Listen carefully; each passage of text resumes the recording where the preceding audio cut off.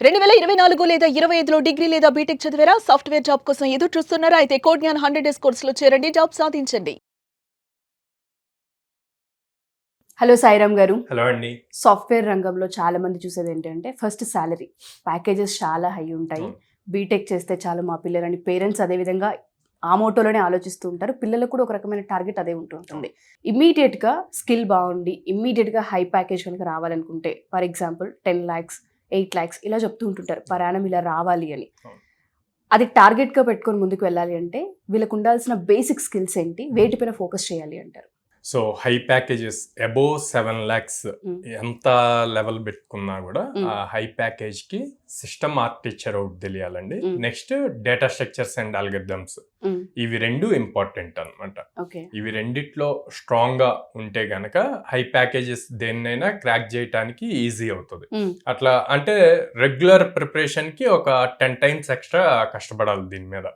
So regular గా మీరు full stock programs కానీ ఏదైనా particular technology Java or Python ఇట్లాగా ప్రిపేర్ అయితే మీకు 4 LPA 5 LPA up to 6 LPA వరకు ఈజీగా క్రాక్ చేయడానికి ఉంటది.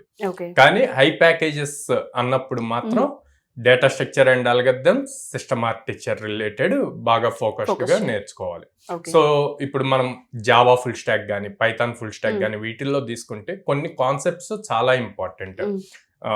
లైక్ తీసుకుని జావాకి వచ్చేసి JVM అసలు ఎలా వర్కౌట్ ఉంది అన్నది తెలుసుకోవాలి. లైక్ కలెక్షన్స్ అని చెప్పి ఉంటాయి, మల్టీ థ్రెడ్డింగ్ కాన్సెప్ట్స్ ఉంటాయి, దాంట్లో ఫ్రేమ్ వర్క్స్ ఉంటాయి, స్ప్రింగ్ బూట్ అని చెప్పి. సో ఇలాంటి ఫ్రేమ్ వర్క్స్ అన్ని కూడా అడ్వాన్స్డ్ లెవెల్ ఎలా వర్క్ అవుతుంది, ఈ ఫ్రేమ్ వర్క్స్ నేర్చుకొని ఇంప్లిమెంట్ చేయాలి అంటే అసలు ఎక్కడ implement, A type of problem statement వచ్చినప్పుడు ఇంప్లిమెంట్ చేయాలి అన్నది తెలియాలంటే సిస్టమ్ ఆర్కిటెక్చర్ కూడా క్లియర్ గా తెలియాలి. ఎలా డిజైన్ చేసుకోవాలి ఏంటి ఎంటైర్ ప్రాజెక్ట్ ని.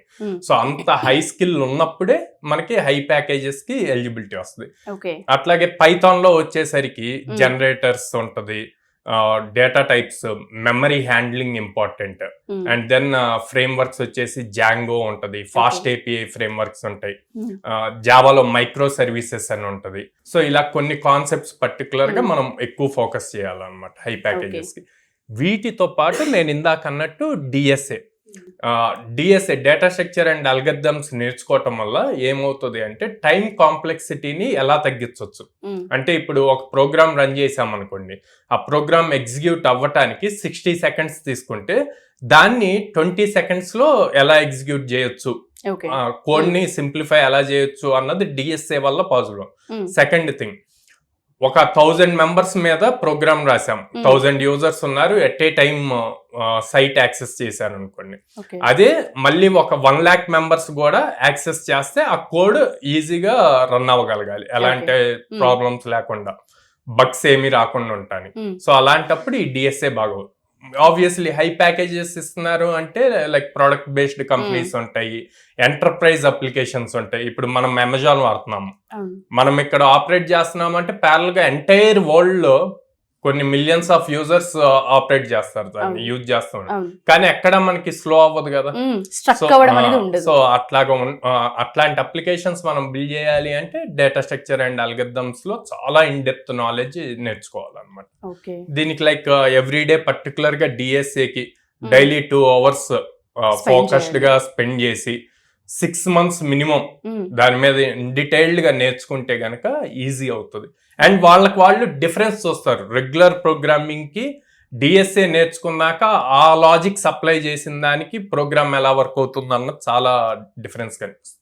సో మీరు అన్నట్టుగానే ఫోకస్ చేయడం ఒక విషయం అయితే, ఏవైతే స్కిల్స్ నేర్చుకోవాలని చెప్తూ ఉన్నారో ఫ్రెషర్స్ ఇప్పుడే బయటకు వచ్చి వాళ్ళు కనుక టార్గెట్ పెట్టుకొని పలానా కంపెనీలో ఇలాంటి వాటిలో మేము వర్క్ చేయాలి, మా ప్యాకేజ్ ఇంత ఉండాలి అన్నప్పుడు ఆ కోర్సెస్ ఏవైతే ఉంటాయో మన దగ్గర వాళ్ళని ట్రైన్ చేసే అవకాశం ఉంటుందంటారా సాయిరామ్ గారు?